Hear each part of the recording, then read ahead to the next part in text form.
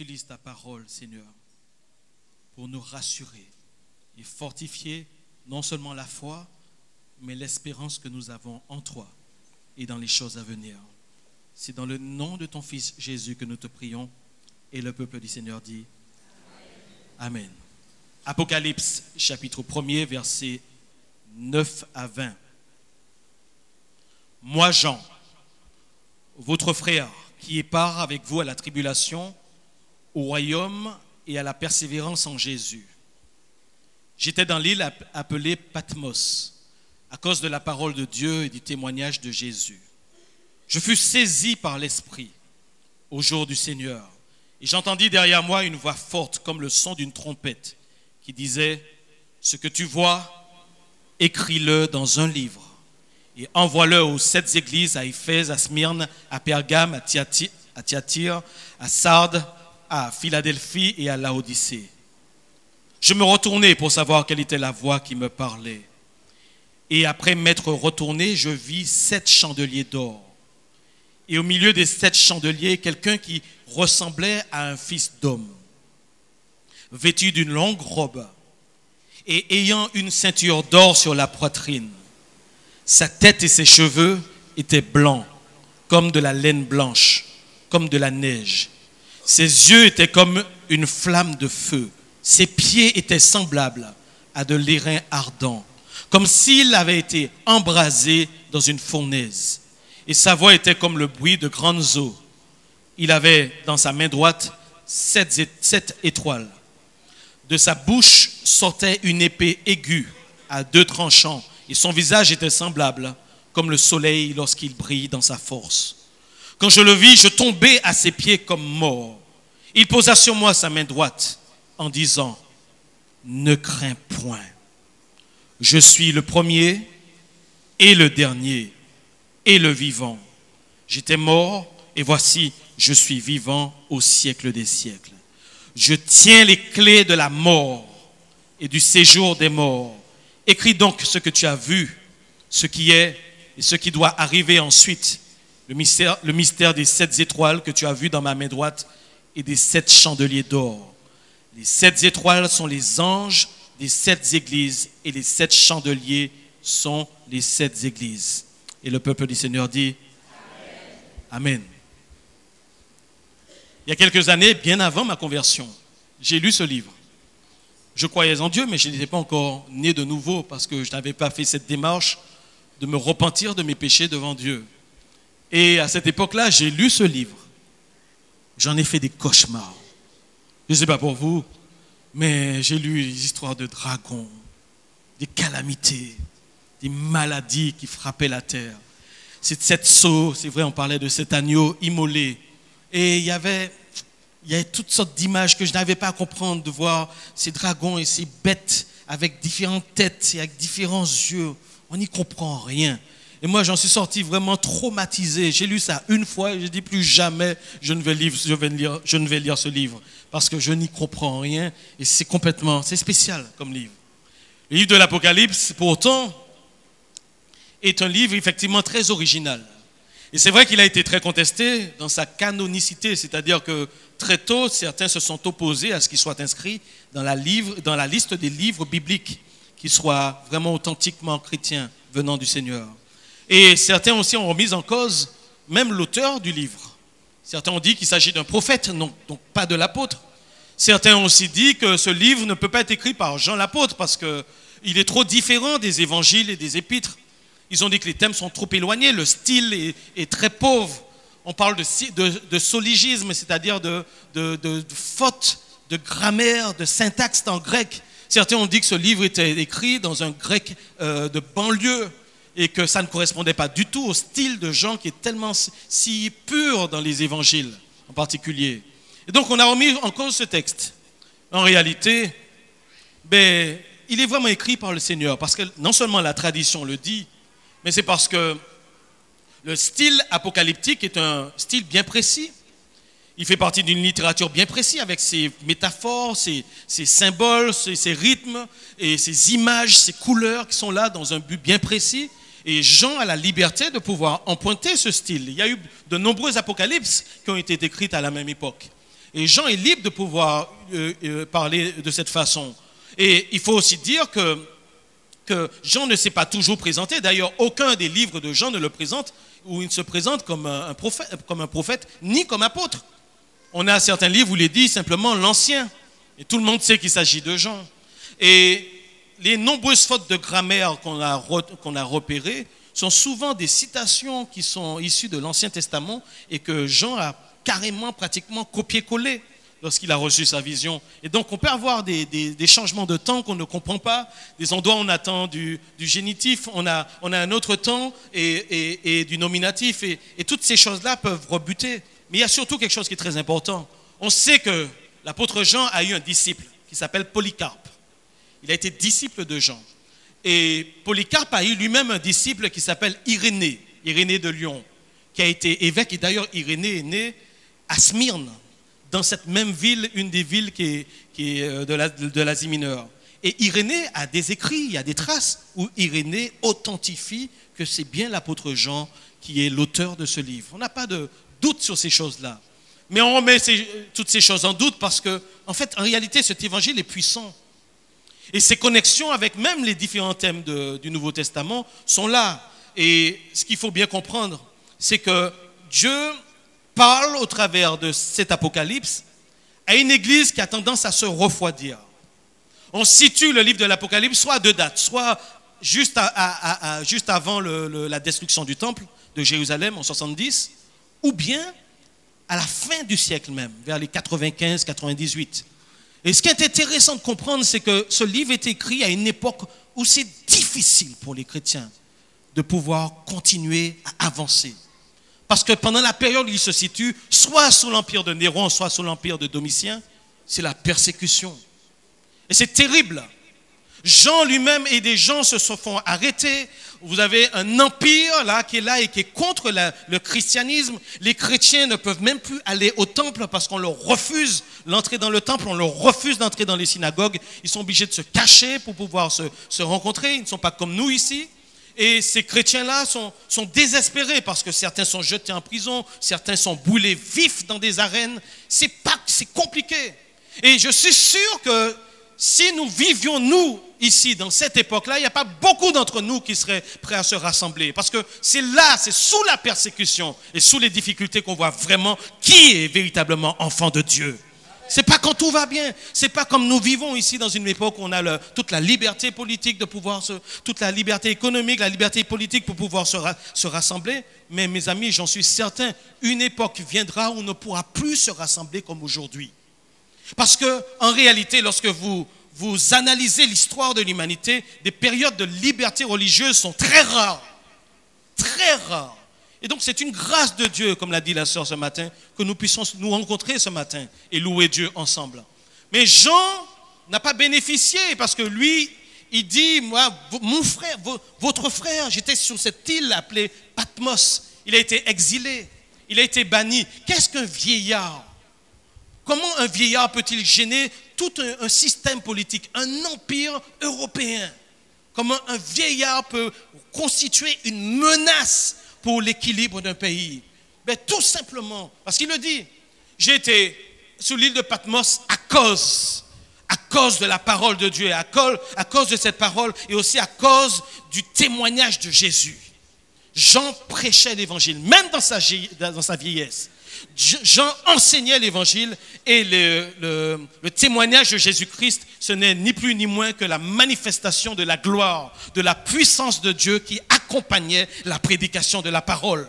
Et quand Jean parlait, des vies étaient transformées parce que le monde le sait. Le monde et l'ennemi le sait. Une personne qui entend l'évangile et qui se repent de ses péchés va connaître une transformation profonde. Ce n'est pas une transformation du corps, mais ce n'est pas une transformation de l'être extérieur. Il n'y a rien qui change sur le plan extérieur, mais sur le plan intérieur, tout change. Nous passons par une nouvelle naissance, c'est une nouvelle identité. Nous sommes déconnectés de la lignée d'Adam pour être connectés à la lignée de Jésus. Nous sommes transformés en une nouvelle personne. Nous passons par une nouvelle naissance. Les choses anciennes sont passées, les choses nouvelles maintenant. Et maintenant, les choses sont devenues nouvelles. Quelqu'un me disait vendredi encore, oui, mais comment on fait pour guérir de ces blessures? La réalité, c'est qu'on n'a pas besoin de guérir de ces blessures du passé. Parce qu'une fois que j'ai donné ma vie au Seigneur Jésus, je rentre dans une nouvelle personnalité. Je rentre dans une nouvelle identité. Les choses anciennes sont passées. Je quitte cet ancien vêtement et je vais revêtir un vêtement nouveau d'un homme qui a été créé selon Dieu et selon la vérité qui est en Christ, les amis. Et ce changement produit tout, parce que quand on devient véritablement chrétien, on n'est plus esclave de l'argent. On n'est plus esclave de tout système politique. On n'est plus esclave de toute pression de qui que ce soit. On est libre en Jésus. La Bible déclare, si vous connaissez, alléluia, et vous connaîtrez la vérité, et la vérité vous affranchira. Et la vérité, c'est une personne, c'est Jésus-Christ de Nazareth. Il est le chemin, la vérité, la vie. Dis à ton ami, si tu connais Jésus, tu es libre. Si tu connais Jésus, personne ne peut mettre de la pression sur toi. Alléluia. Et l'Empire, c'est ça. Les politiques le savent. Les chefs économiques le savent. Les chefs même religieux le savent.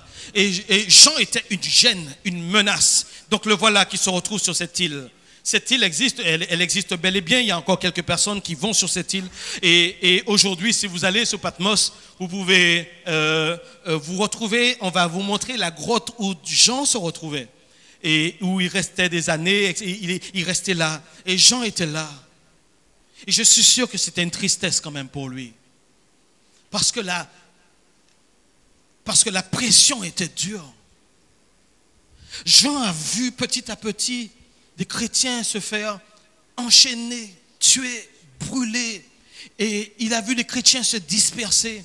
Il a vu toute cette souffrance qui consiste à être un enfant de Dieu, de renoncer à soi-même. Il a vu toute la pression de l'extérieur, la pression des religieux, la pression des familles. Quand on devient chrétien, il y a comme une sorte d'épée. Jésus dit, je suis venu mettre une épée entre père et mère, entre enfant et père, entre mari et femme. Quand on accepte Christ, l'autre ne nous reconnaît plus, il ne nous comprend plus. Et c'est une souffrance, on est rejeté. Jean était rejeté, mais nous tous, nous savons ce que c'est qu'être rejeté.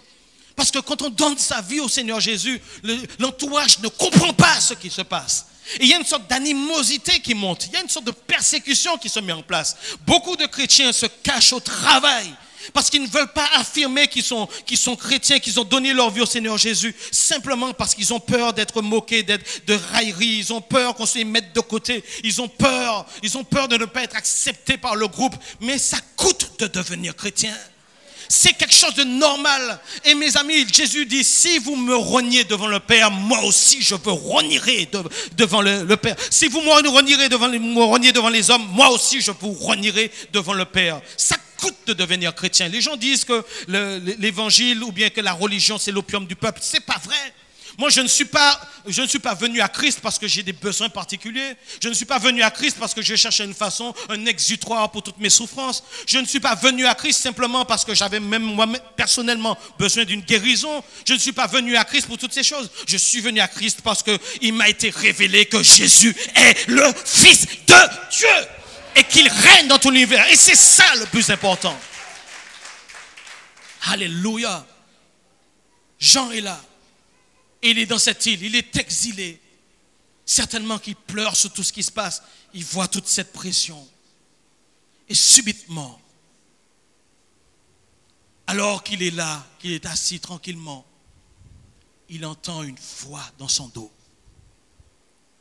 Une voix terrible, comme le son d'une trompette. Que dit cette voix? Cette voix dit, ce que tu vois, écris-le dans un livre et envoie-le aux 7 églises. Il est là, subitement, il sent quelque chose l'envahir. Une présence, il est saisi par l'esprit. Il est saisi, subitement, il est dans un autre état. Il passe dans une autre dimension temporelle, une autre dimension spirituelle. Il est comme transporté en esprit. Et il entend cette voix derrière lui, mais qui est comme le son d'une trompette. On a fait le son d'une trompette dimanche dernier. Mais c'est quelque chose de puissant. Quelque chose de fort. Ça l'a certainement fait sursauter. Ça l'a certainement fait réagir. Et quand vous regardez dans l'Ancien Testament, quand ce genre de théophanie, de manifestation se met en place, ça signifie que simplement Dieu est prêt à parler. Lorsque le peuple d'Israël a remis en cause l'autorité de Moïse, celui que le Seigneur avait choisi, le Seigneur a convoqué tout le peuple au pied de la montagne du mont Sinaï, au moment où il leur donnait les tables de la loi. Et la Bible dit que la montagne a commencé à trembler, qu'il y a eu le son de corps, qu'il y a eu des tremblements, il y a eu des éclairs, du tonnerre. Et le peuple a commencé à prendre peur et Dieu a commencé à parler, mais dans une voix qui était inaudible pour le peuple, parce que c'était le bruit de grands au son des cordes, dans la trompette, dans le bruit. C'était quelque chose d'effrayant. Et le peuple a flippé, les amis. Ils ont dit, non, Dieu ne nous parle plus. Parle par ton serviteur, parce qu'on va lui faire confiance. Parce qu'ils pensaient qu'ils étaient dignes de pouvoir entendre la voix de Dieu. Et voilà Jean qui est là et qui subitement retrouve un peu ces mêmes théophanies, ces mêmes manifestations qui se mettent en place. Il y a quelque chose que Dieu est prêt à dire. Et Dieu lui dit, écris ce que tu vois. Il n'a rien encore vu, mais il s'apprête à se retourner. Et quand il se retourne, qu'est-ce qu'il voit? Il voit 7 chandeliers, 7 porte-lampes.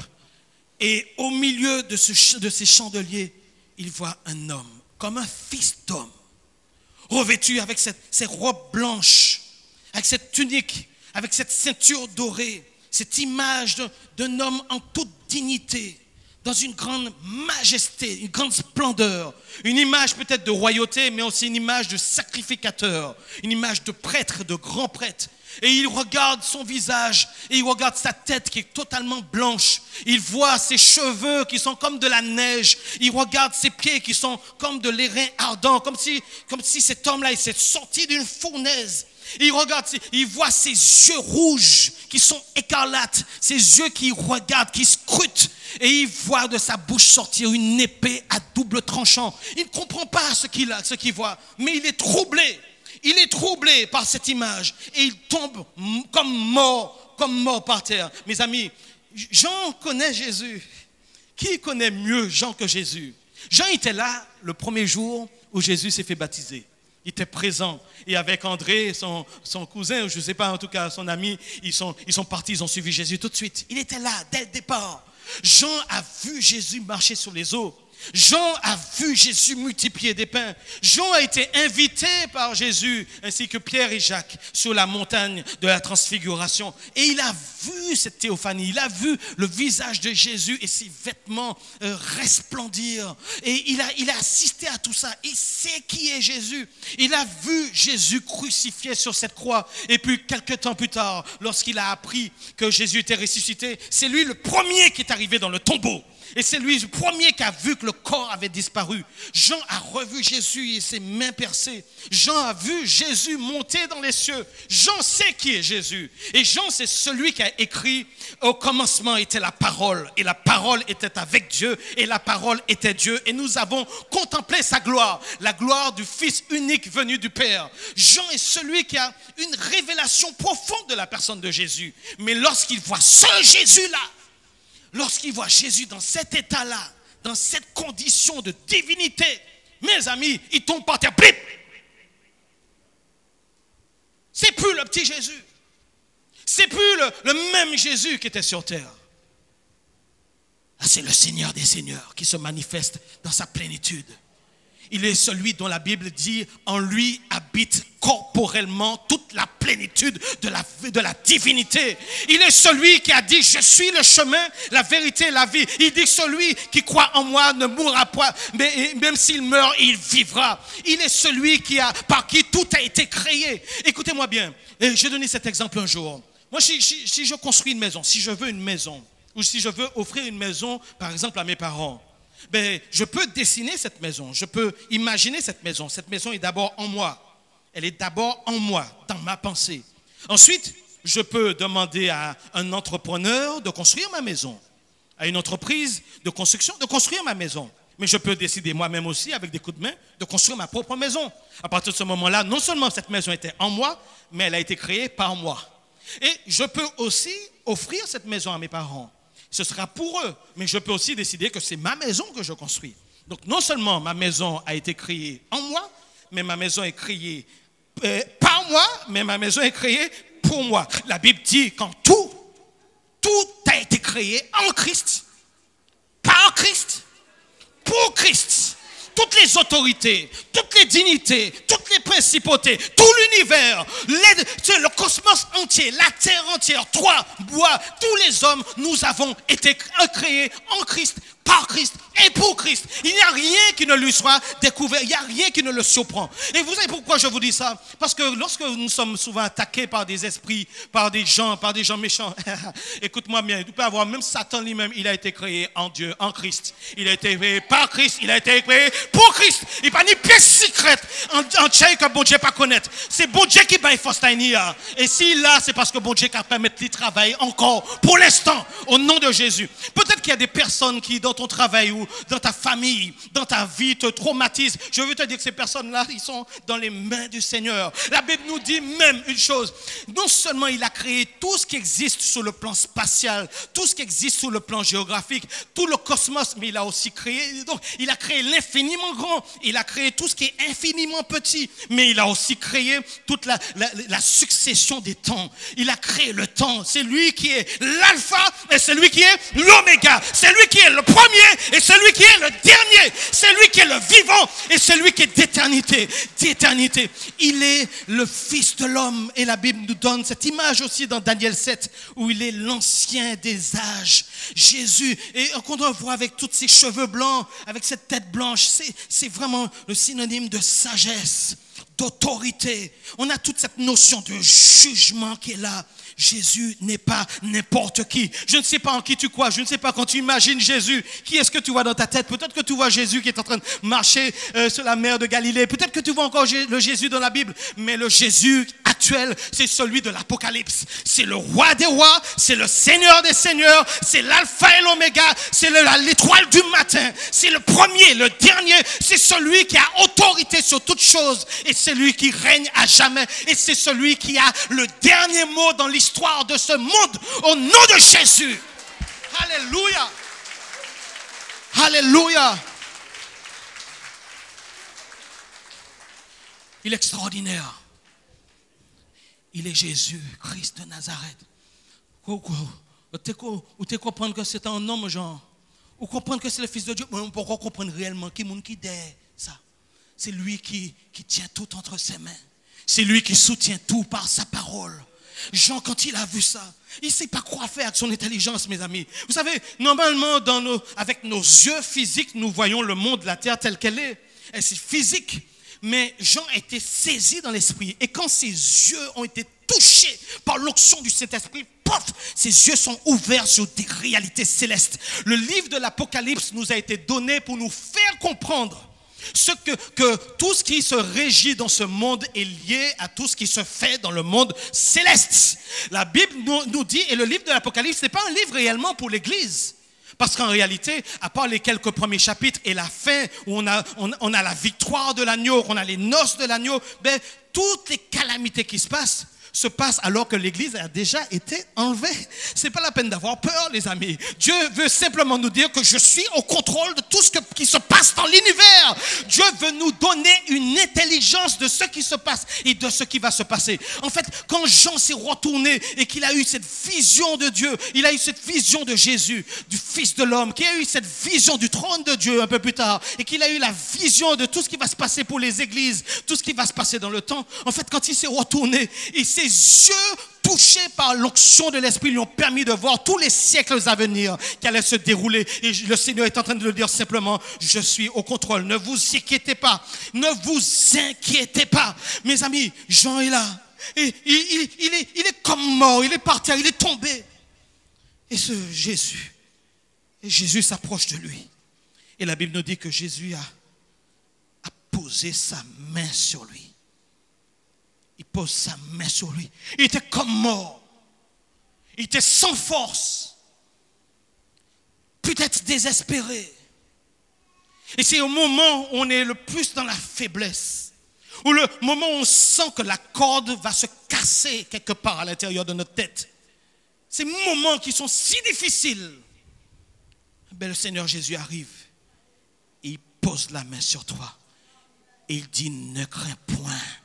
Et la version du Semeur dit, n'ayez pas peur. Je suis le premier, je suis le dernier et je suis le vivant. Je tiens les clés de la mort et du séjour des morts. Alléluia. Jésus vient et le Seigneur dit à l'église aujourd'hui. Le Seigneur dit à l'église de Martinique. Le Seigneur le dit à l'église de Guadeloupe. Le Seigneur dit à l'église de Guyane. Le Seigneur le dit à l'église de Saint-Martin. Le Seigneur le dit à l'église de toute la francophonie. Ne craignez pas ces temps. Ne craignez pas l'oppression. Ne craignez pas toutes ces choses. Restez tranquilles, car je suis au contrôle de toutes choses. Jésus a placé 7 chandeliers. Et on sait plus tard que dans le passage, chacun des chandeliers représente une des églises. Et la Bible nous dit qu'il tient dans sa main droite les 7 étoiles qui sont les 7 anges des églises, qui sont en réalité les responsables des églises, les pasteurs, les évêques, les responsables des églises. Et toutes ces églises, tous ces chandeliers sont de quelle nature? Ils sont en or. En or. Et pourquoi ces chandeliers sont en or? C'est parce que les églises qu'elles représentent sont en or devant Dieu. Parce que tu es précieux, troupeau de Dieu. Parce que tu as de la valeur aux yeux de Dieu. Dieu regarde les trônes, Dieu regarde les principautés, Dieu regarde les démocraties, Dieu regarde les dictatures, Dieu regarde tous ces régimes totalitaires, Dieu les regarde tous ces pays et ça n'a aucune valeur à ses yeux. Tout ce qui a de la valeur pour ses yeux, ce sont ses enfants, c'est son église, c'est ça qui est précieux aux yeux de Dieu, c'est ça que l'ennemi ne pourra jamais détruire. Jésus se tient au milieu de chaque église. Alors église de Jésus, même si tu passes par des moments difficiles, Jésus est au milieu de toi avec son autorité et rien ne pourra prévaloir, même les portes de l'enfer ne prévaudront point contre l'église de Jésus-Christ de Nazareth. Jésus se tient, bon Dieu pas qu'à laisser tomber, bon Dieu pas qu'à laisser l'église tomber, bon Dieu n'y en force, il a ramassé. Jean était par terre et l'église peut se trouver par terre et toi-même tu peux te retrouver par terre, mais il y a un moment où Dieu arrive et il pose la main sur toi et il dit relève-toi, sois tranquille, n'aie pas peur, parce que je suis le premier et puis parce que je suis le dernier, parce que je suis l'alpha et parce que je suis l'oméga. Est-ce qu'on peut donner gloire à notre Seigneur Jésus? Alléluia.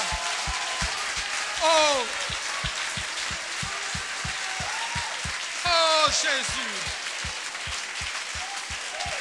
Oh Seigneur Jésus. Seigneur Jésus. Seigneur Jésus. Dis à ton voisin, pour moi, tu peux être à terre, mais aujourd'hui Jésus te relève. Dis ça pour moi à ton voisin. Peut-être que tu es par terre, mais aujourd'hui Jésus te relève. Alléluia. Alléluia. La Bible dit, heureux celui qui lit et heureux ceux qui écoutent les paroles et ceux qui les gardent. L'Apocalypse a été donné pour être lu, pour être entendu. C'est bien de lire l'Apocalypse, mais heureux ceux qui aussi écoutent. Mais il ne suffit pas de simplement écouter. Il est dit, heureux ceux qui gardent cette parole.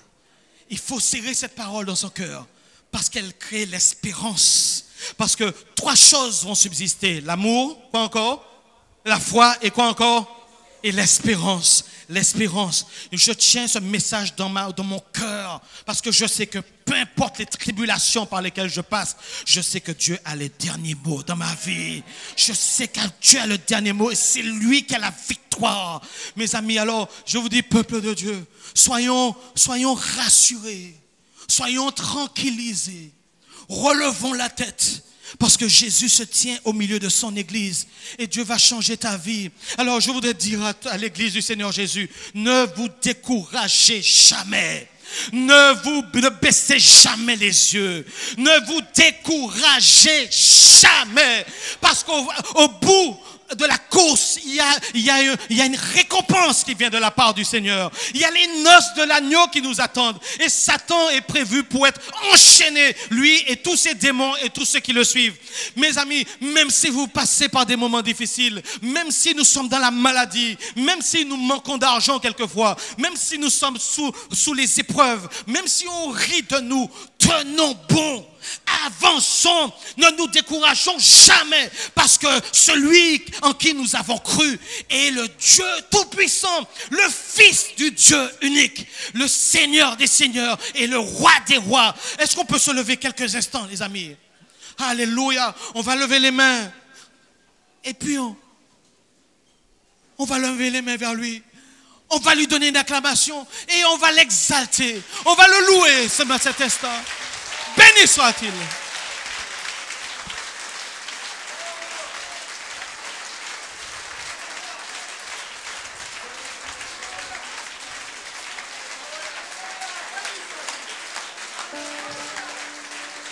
Élevons-le, louons-le, exaltons-le, les amis.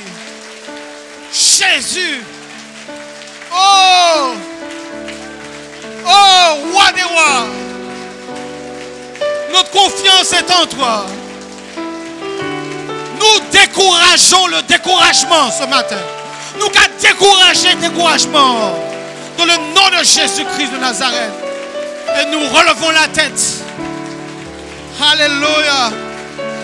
Oh. Alléluia.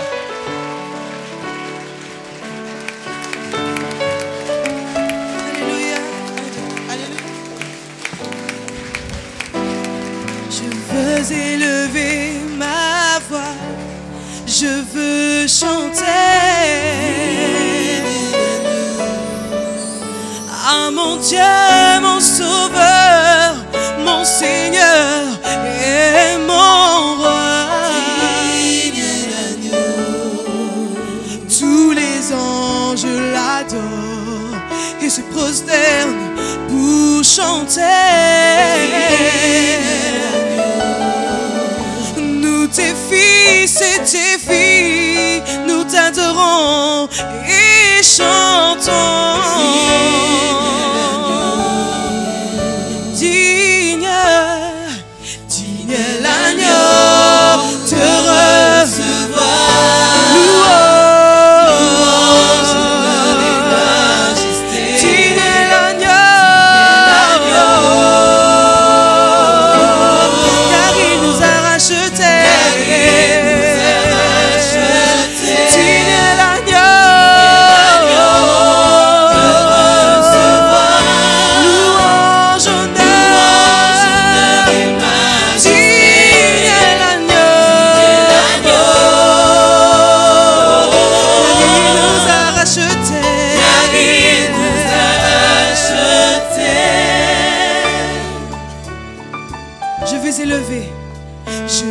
Élever ma voix, je veux chanter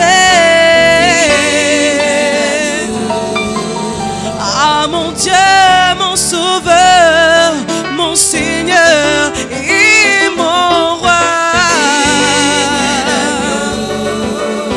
Tous les anges l'adorent et se prosternent pour chanter.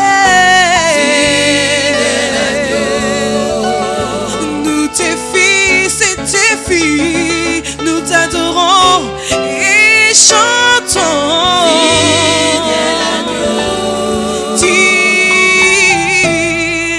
Digne l'agneau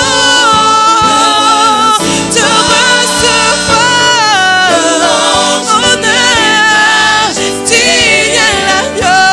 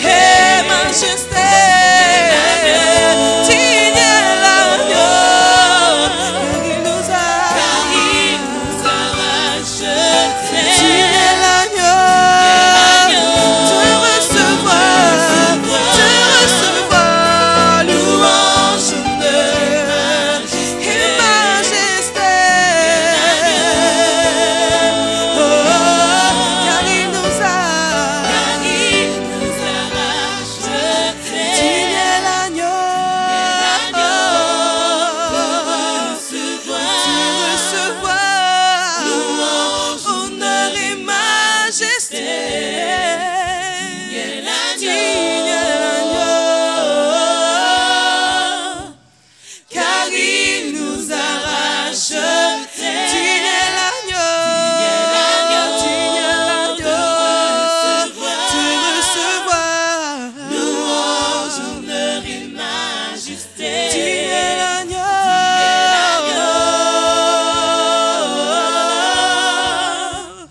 car il nous a rachetés. Tu es l'agneau,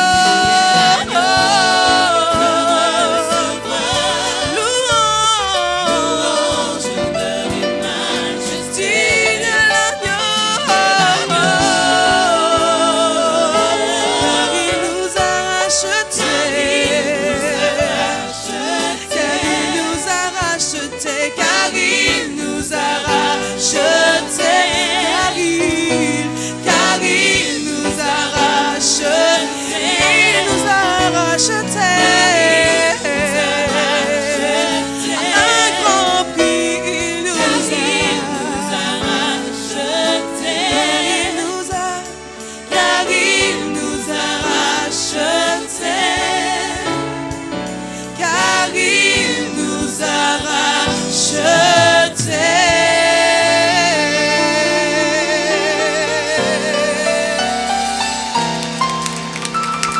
Alléluia Jésus.